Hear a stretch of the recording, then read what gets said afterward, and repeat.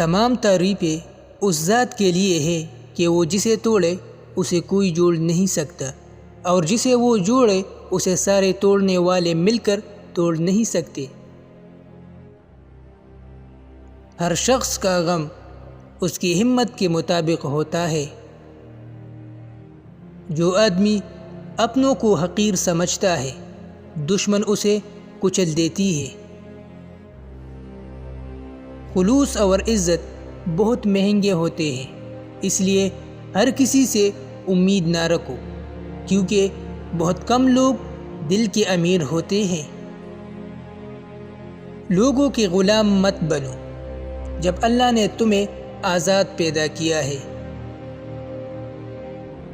حضرت علی رضی اللہ تعالیٰ عنہ فرماتے ہیں، اگر خوش رہنا ہے تو دو چیزیں بھول جاؤ، وہ برا سلوک جو کسی نے تمہارے ساتھ کیا، اور وہ اچائی جو تم نے کسی کے ساتھ کیا۔